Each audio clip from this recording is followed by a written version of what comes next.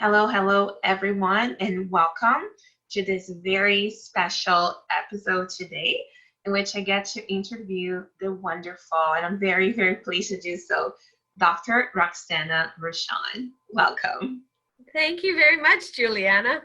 Absolutely. And really, today, one of the main reasons why I invited Dr. Roshon to come talk to us is that one, her work is wonderful and it really has to be uh, promoted and expressed bigger out there. But also, she has a new book chapter in this wonderful new book of hers. So I would like to we're going to give you some information and give you the opportunity to read a little bit more about her work. So to get us going, I'm going to formally introduce you to Dr. Roshon, and then she's going to share some really special things with us today. So, toxicologist by training and healer by passion and choice.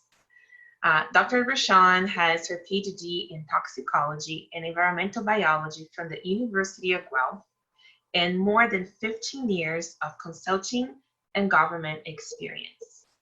Dr. Roshon bridges the gap between Western medicine and complementary therapies, and after personally experiencing the healing powers of alternative medicine, Dr. Roxana trained in holistic energy medicine, such as acupressure points, therapeutic touch, craniosacral therapy, and Reiki, with an emphasis on indigenous healing techniques, Mexica Totec. Her focus is on sensitive individuals who are feeling disconnected from themselves, others, and nature. Change is facilitated in people who are experiencing physical, mental, and or emotional health challenges. This is also accomplished by clearing the energetic and spiritual patterns blocking their well-being. She offers also workshops in lucid dream, Mexican healing techniques, and nurturing your intuition. Dr. Roxana recently authored a chapter on energy medicine for a university textbook on holistic healing theories, research, and practices in 2019, which I highly recommend. So formally, I'd like to welcome you and thank you so much for your time today, speaking to us and sharing your wisdom. So, in order to start today's interview, what I would like to do is read just a paragraph from your book chapter, which I think is such a beautiful way to illustrate energy medicine. And really one of the main reasons why I feel this is such a wonderful topic to be discussed is that we are in the midst of the current pandemic. So many people, undergoing levels of stress they never thought about before, right? And it is definitely taking a toll of everyone's health in one way or another. And I really feel that there's such a special place for energy medicine always, but also growing during these challenging times. I know my audience may not know this, but I myself have been practicing energy medicine for over 19 years. So a lot of the things that you talk about have touched my life, and I've received healing from you myself in the past. And I highly, highly recommend that people learn more about it if it's new to them, or just dive even deeper, right? If this is something that they've been exposed to before. So what I'd like to quickly read before we get started is something that he wrote that I thought was really beautiful. And it says, energy medicine is completely inclusive. Our energy does not discriminate based on race, age, gender, sexual orientation, ability, socioeconomic status, or any other label. And I think that is so tremendously beautiful and important right now, in an era that we're all experiencing things together, right? So to get us started, and one of the things that I really treasure about your book is the amount of scientific literature that you went through to write this chapter, but also, the wealth of scientific references that you show that really sort of bring a next level of validity to concepts that were before maybe a little less tangible, right, to people. So if you don't mind, get us started by sharing a little bit of your story and what brought you here today. I was one of those kids that had allergies at the age of 2. I was helping my mom bake bread, got covered in flour, woke up the next day all covered in hives, and the doctor took me off wheat, gluten products for the next 6 months, and then they introduced them slowly. And after they introduced them slowly, I never had the acute response. Yet I was in my 20s and realized that not everyone else had a tummy ache every day. Right. And so it was my own journey to heal my immune system, to boost my energy levels, to heal my lungs. In my mid-20s, I was on an EpiPen puffer, had trouble making up 4 flights of stairs at the university, and, realized that I wanted a healthy life moving forward, realized that I didn't want to be allergic or asthmatic for the rest of my life, that I needed to work on my immune system. So there were a whole bunch of changes that I incorporated, starting with diet, exercise, meditation, yoga. And I started getting energy medicine conducted on me. So I went and saw my own energy medicine healer, in addition to a naturopath and a doctor of Chinese medicine and an Eastern herbalist and a Western herbalist. And it was just like, it became almost a mission, a passion that, I was going to fix my immune system, that I didn't want to be one of those people that couldn't walk when they're in their 50s. Right. Absolutely. No, that's amazing. Mm-hmm. And it's really beautiful to see when the journey is inspired by our challenges, right? It almost brings a different level of purpose to the challenges that we've experienced, that we're really there to guide us to the path that we're now. And now you're touching the lives of so many people and bringing this, now with the book, this concept to, the masses, right? Which is like so beautiful. So that's wonderful. And I know you talk about your story in the book as well, which, people can read more about. So the other thing that I wanted to mention, there's one more piece of the book here that I wanted to sort of bring to our conversation, that you say that intuition, trust, and creativity, plus the sciences of biology, traditional Chinese medicine or TCM, applied kinesiology, anatomy, physiology, and quantum physics, all meld together into energy medicine, right? And especially for beginners that have heard the term, but they don't necessarily, understand what energy medicine looks like. I think it's really interesting when you kind of put it on that. It's almost like this collection, right, of different pieces of different modalities.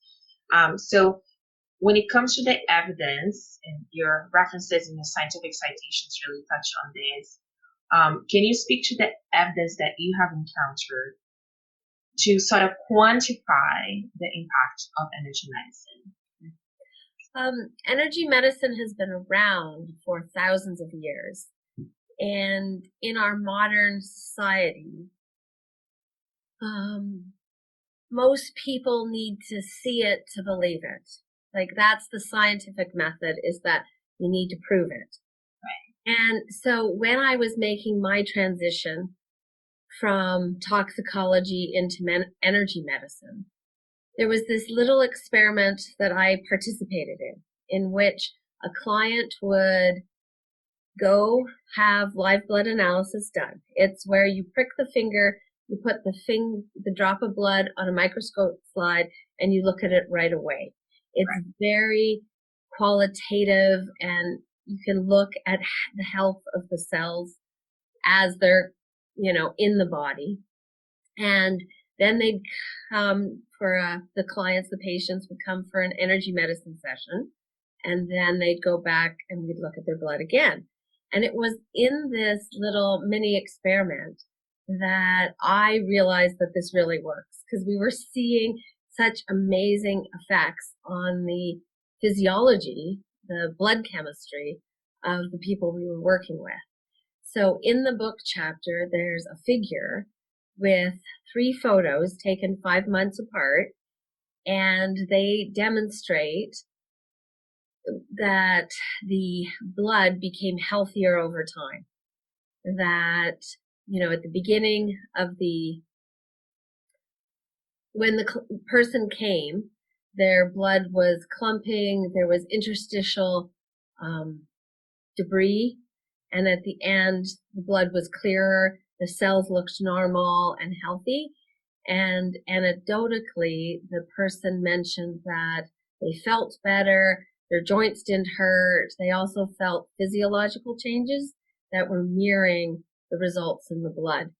So that's the moment when I went, okay, this is worth pursuing. This actually works. You can actually see that it's working. And it was within an hour, the blood went from, being more clumped to being more fluid. And there was really neat and exciting visual changes. That is amazing. That's very good. And really, I feel that for a lot of people, especially beginners, right, having some of the evidences that you do mention in the book just kind of opens their horizons a little bit more, which in a way would also make the treatment even more effective, right? Once the mind is kind of like in alignment with what else we're experiencing. Well, and I think from what I've seen is that the person can actually go, oh my gosh, that's my blood. Yeah. My cells are clumped. My cells are irregular, and I don't want that anymore. So to me, that's been a really powerful piece of this. Absolutely. It's like evidence to see with your eyes, right? And you can't really deny that it looks different. And the photos in the book very clearly illustrate that point. So now looking at things from a more practical standpoint. So I know that you have a very vast array of different modalities that you're trained on, and one of them is acupressure that you mentioned earlier. And in the book, you talk specifically about one meridian that I think is really relevant for what we're all going through right now. So are you able to tell us what meridian that is, what are meridians, and how can somebody use that in a very practical way to start improving their health? So meridians are channels of energy that run through the body. There are 12 main meridians, and they run and feed the organs, our organs, with energy. And one of the pressure points that I've put in the book was the first pressure point I ever learned. And I was just talking to someone going, okay, I feel miserable. What have you done to start feeling better? And this is the point that she told me about. And so you find it's in the fleshy piece between your thumb and your index finger. And it is a bit closer to the index finger. And you just sort of massage in that fleshy bit. And it stimulates the large intestine. And it's the 4th point on the large intestine meridian that runs through the finger and then the arm and then down the body. And it's one of the pressure points that can stimulate the body and get the whole body moving again.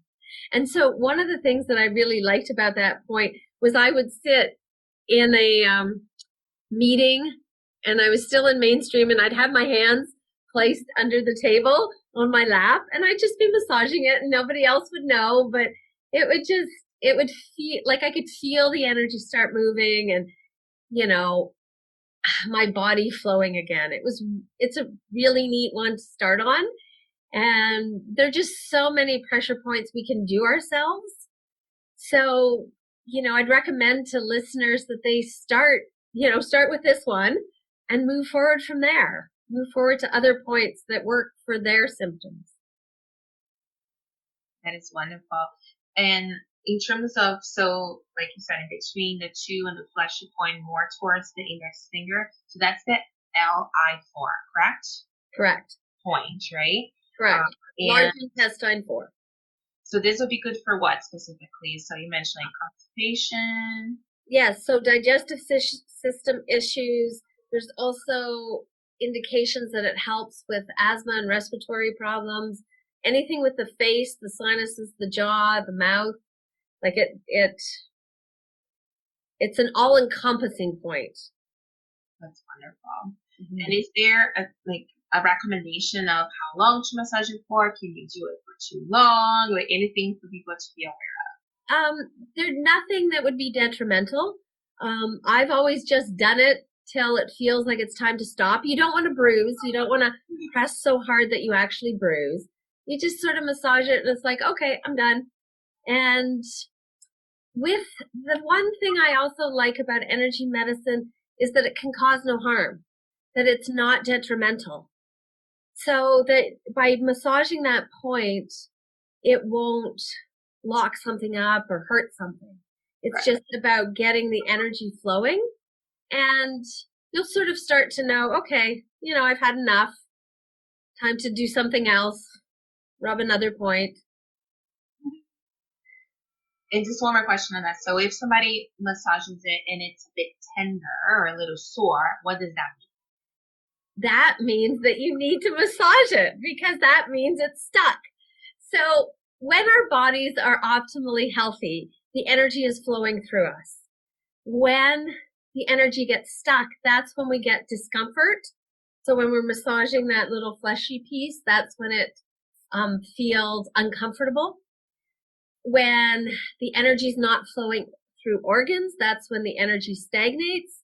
And when that leads to constipation, like you mentioned, it can lead to liver problems, to the allergies, to asthma, right? We end up with disease when we're no longer in ease. Ease. Love it. Oh, that's wonderful. And just one more practical, if I may, that I'd like to ask you. In terms of what I feel would really benefit people right now is a good grounding practice, right? To get us grounded so we can just kind of, face the challenges of current times.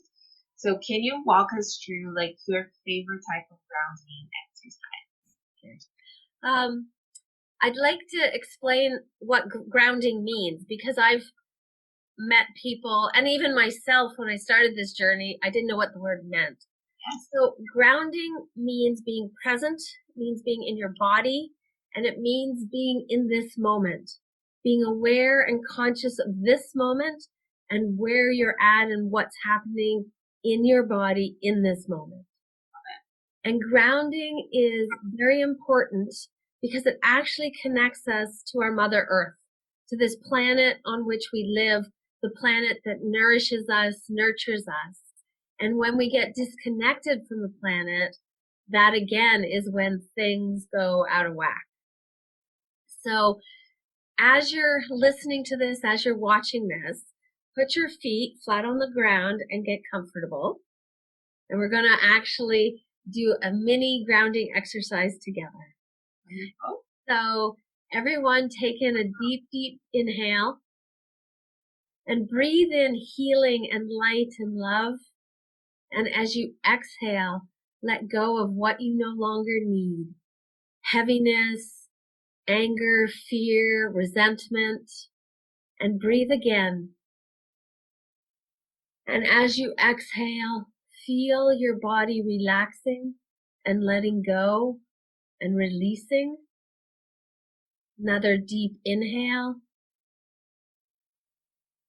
And as we exhale, feel yourself connecting to the earth beneath your feet. Mother Earth, the earth that supports us and nourishes us. Take another deep, deep breath in. And as you exhale, feel your energy connecting to all the energy in your body and around your body. As you feel your body relaxing, grounding and connecting to the earth on which we live, feel yourself opening up to your true potential, opening up to who you really are. In this moment, you are the best self you can be. in this moment, humanity needs each one of us to be our best selves. Feeling yourself in your body, connecting to your wholeness, connecting to who you really are, feeling yourself opening up to this beautiful light within you, this beautiful energy that's a part of you. When I first started this journey back in 2007, I wrote my first mantra. Listen to it now and use it as a tool to help you ground. I am balanced. I am centered. I am grounded. I am me.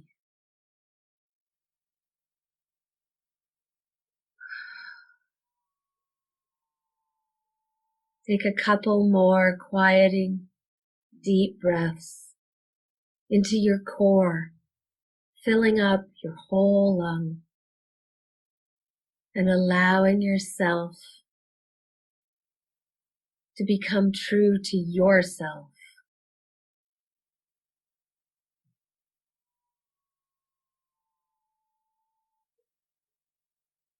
And then, as you feel ready, wiggle fingers or toes, open your eyes, come back to awareness, consciousness, and being awake. Thank you. That was beautiful, beautiful. Thank you so much. I feel so calm right now.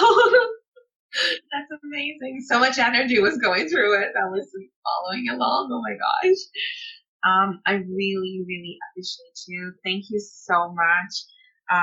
Again, Holistic Healing is the new book that I highly recommend that Dr. Roshon is author and part of. And we will link into the show notes all the information so where you can actually get a copy of the book for you. And just one last question before I let you go. If people want to learn more from you, if they want to find you online, what are the best places to connect with you? I love chatting with people, so people can actually pick up a phone and we can chat, or text. Juliana will put the contact information there. My email is first name at my firstnamelastname.com. That's also my website, and there's more information there. I also have a couple short videos on my own YouTube channel if you want to go there. I'll link to this one. Okay. So no, there's lots of ways to reach me. That's wonderful. Thank you so much for your time again. It was such a pleasure to interview you and learn a little bit more about your book. And I look forward to doing this again in the future. Thank you. This has been wonderful. Bye. And to all the listeners, thank you for listening. Yes. Thank you so much. Bye. Bye.